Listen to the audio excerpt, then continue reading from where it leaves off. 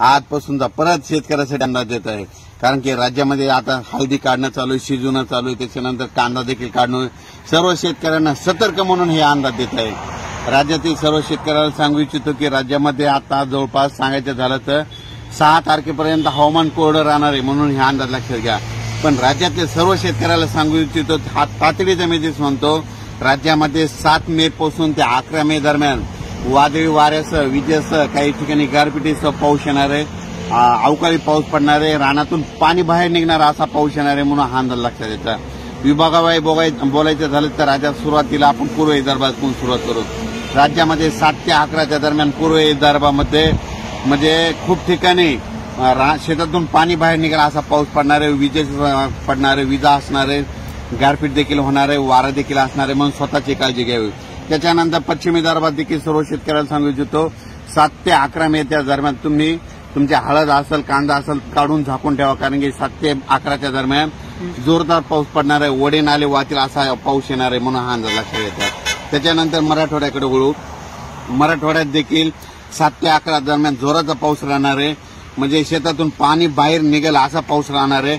ऊसावाल्यासाठी हा पाऊस चांगला राहणार आहे म्हणून हा अंदाज लक्षात घ्यायचा। आणि मराठवाड्यातले देखील सर्व शेतकऱ्यांनी ज्यांचा कांदा असेल, हळद असेल 7 तारखेच्या आत तुम्ही काढून झाकून ठेवा, साठवून ठेवा, कारण की खूप मोठा पाऊस असणार आहे म्हणून हे अंदाज लक्षात घ्यायचा। त्याच्यानंतर पश्चिम महाराष्ट्राकडे पश्चिम महाराष्ट्रात देखील शेतकऱ्याचा कांदा देखील काढणं चालू आहे, म्हणून त्या शेतकऱ्यांनी काय करायचं, आपण आपल्या कांद्याची काळजी 7 तारखेच्या झाकून ठेवायची, तयारी ठेवायची। पण हा पाऊस पश्चिम महाराष्ट्राचा शेतकऱ्याला ऊसासाठी चांगला ठरणार आहे म्हणून हे अंदाज लक्षात घ्यायचा। त्याच्यानंतर कोकणात देखील खूप पाऊस पडणार आहे म्हणून हे अंदाज लक्षात घ्यायचा। म्हणजे आतापर्यंत या वर्षीच्या उन्हाळ्यामध्ये म्हणजे मे मध्ये सगळ्यात मोठा पाऊस 7 ते 11च्या दरम्यान असणार आहे म्हणून हा अंदाज लक्षात घ्यायचा। राज्य उत्तर महाराष्ट्रात देखील हा चांगला पाऊस पडणार आहे, कांदे काढणे चालू आहे। शेतकऱ्यांनी 7 तारखेच्या तुम्ही तुमचे कांदे झाकून ठेवा, कारण की 8, 9, 10, 11च्या दरम्यान जोरात पाऊस पडणार आहे, शेतातून पाणी बाहेर निघणार आहे असा पाऊस असणार आहे। काही ठिकाणी गारपीट देखील होणार आहे म्हणून हा अंदाज लक्षात घ्यायचा। वारा देखील सुटणार आहे म्हणून हा अंदाज लक्षात घ्यायचा।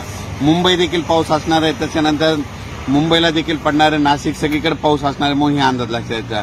आता राज्यात एकंदरीत परिस्थिती सांगायची झाली तर राज्यात 7 ते 11च्या दरम्यान दररोज वेगवेगळ्या भागात 7ला एकीकडे, 8ला दुसऱ्या भागात, 9ला दुसऱ्या भागात, 10ला तिसऱ्या भागात आणि 11 तारखेला चौथ्या भागात असा दररोज एका भागात पाऊस पडणार आहे म्हणून अंदाज लक्षात घ्यायचा। देशात एकंदरीत परिस्थिती बघायची झालं तर देशामध्ये आंध्र प्रदेश, तामिळनाडू, कर्नाटक, केरळ, छत्तीसगड या भागात देखील म्हणजे पावसाळ्यासारखा पाऊस पडणार आहे, त्या भागात मध्ये मुसळधार पाऊस पडणार आहे, तिकडे मुसळधार पडणार आहे म्हणून त्याचा असर आपल्या महाराष्ट्रावर पाऊस येणार आहे म्हणून अंदाज लक्षात द्यायचा। यावर्षी परत एक शेतकऱ्याला सांगू इच्छितो की यावर्षी देखील पावसाळा चांगला होणार आहे, जूनच्या शेवटच्या आठवड्यात पेरणीयोग्य पाऊस राहणार आहे म्हणून ही अंदाज लक्षात द्यायचा। अचानक वातावरणात बदल झाला तर लगेच एक मेसेज दिला जाईल। धन्यवाद।